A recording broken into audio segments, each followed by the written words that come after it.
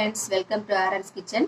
இன்னைக்கு நம்ம ரொம்ப ஸ்பெஷலான வெயிலுக்கு ஏற்ற ஜவ்வரிசி உருண்டை தான் செய்ய போகிறோம்.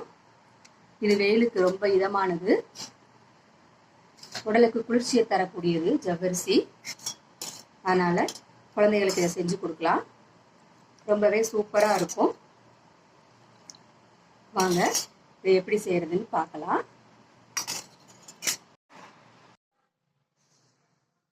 இப்போ ஜவ்வரிசி உருண்டை செய்கிறதுக்கு 1 கப் ஜவ்வரிசி எடுத்திருக்கேன். நான் மாவு ஜவ்வரிசி எடுத்திருக்கேன்.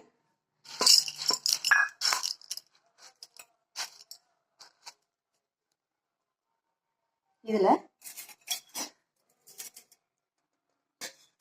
அதே கப்பில் 1 கப் சுடுதண்ணி ஊற்றிக்கலாம்.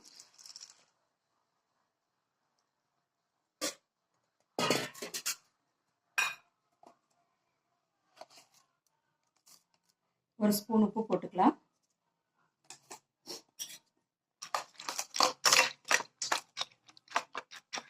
நல்லா கிளறி விட்டுட்டு மூடி வச்சிடலாம். இது நல்லா 1 மணி நேரத்துக்கு ஊறணும். அப்போதான் மாவு பிசைறதுக்கு நல்லபடியாக வரும்.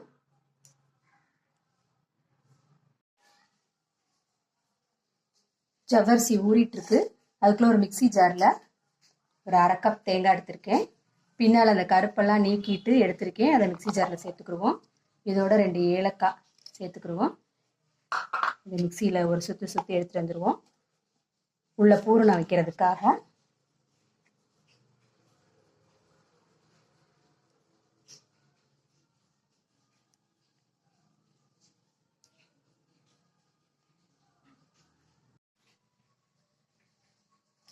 மிக்சி ஜாரில் அரைச்சிட்டு வந்தாச்சு. அது ஒரு பாத்திரத்துக்கு மாற்றிக்கிறோம், ஒரு கிண்ணத்துக்கு.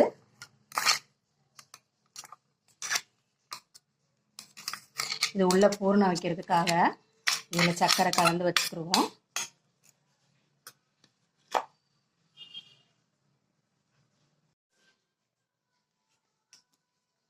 இதில் 2 டேபிள் ஸ்பூன் ஜீனி கலந்து வச்சுக்கலாம். இனிப்பு நம்மளுக்கு எவ்வளோ தேவையோ அந்த அளவுக்கு கலந்துக்கலாம். அதை கலந்து ரெடியாக வச்சுக்கலாம்.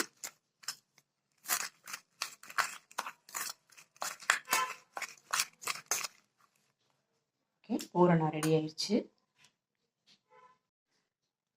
இப்போ ஜவ்வரிசி நல்லா ஊறிடுச்சு.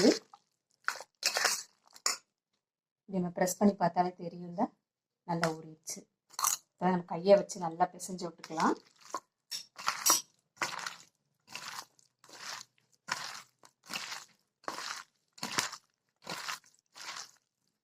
நல்லா பிசைஞ்சு எடுத்துக்கலாம். அப்போ நமக்கு உருண்டை பிடிக்கிறதுக்கு வரும்.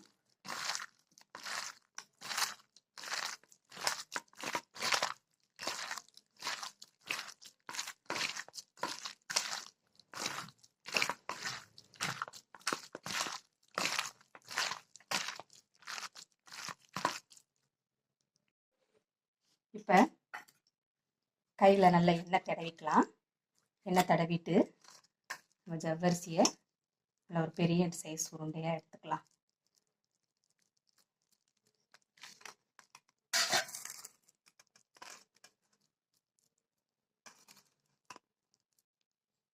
இது அப்படி கையில் வச்சு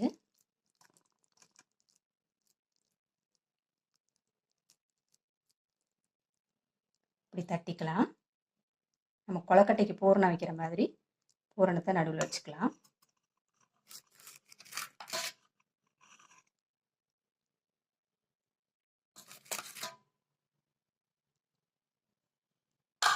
அதை அப்படியே உருண்டையாக உருட்டிடலாம். பூரணம் வெளியே வராத அளவுக்கு உள்ளே வச்சு நல்லா உருண்டையாக உருட்டிக்கலாம்.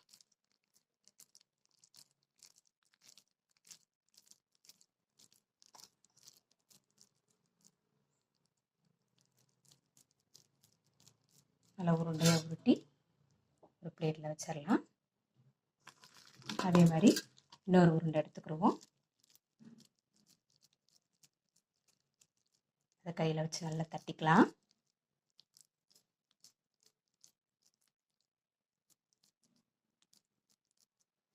பூரணத்தை வச்சுக்கலாம்.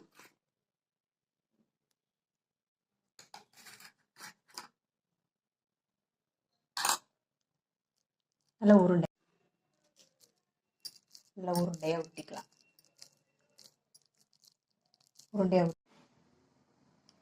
ஜவ்வரிசியை வச்சு உருண்டை உருட்டியாச்சு. இப்போ நான் 5-6 உருண்டை உருட்டி வச்சுருக்கேன். நான் 1 கப் மாவு போட்டதில். ஒரு இட்லி பாத்திரத்தில் தண்ணி காய வச்சுருக்கேன். இட்லி தட்டில் துணியை போட்டு நம்ம உருட்டின ஜவ்வரிசி உருண்டையை உள்ளே வச்சுருக்கேன்.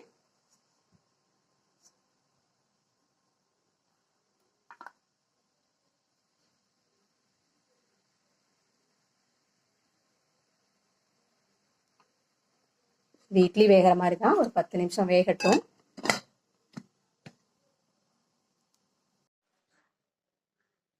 ஜவ்வரிசி உருண்டை நல்லா வெந்துருச்சு. நம்ம சூடோடு எடுக்கக்கூடாது, கொஞ்சம் ஆறவும் எடுக்கலாம்.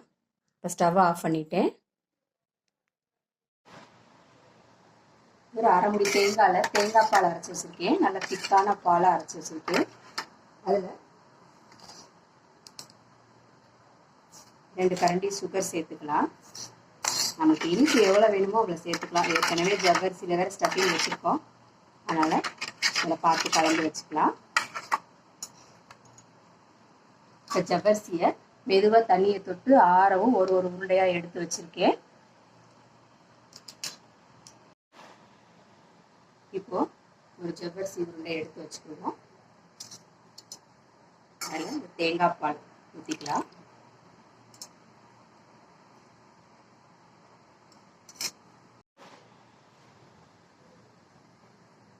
சாப்பிடலாம்.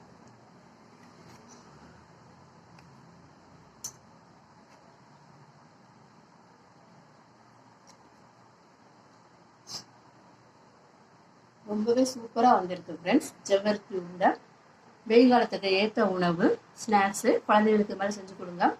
வீடியோ பிடிச்சிச்சுன்னா லைக் பண்ணுங்கள், கமெண்ட் பண்ணுங்கள், சப்ஸ்கிரைப் பண்ணுங்கள். தேங்க்யூ.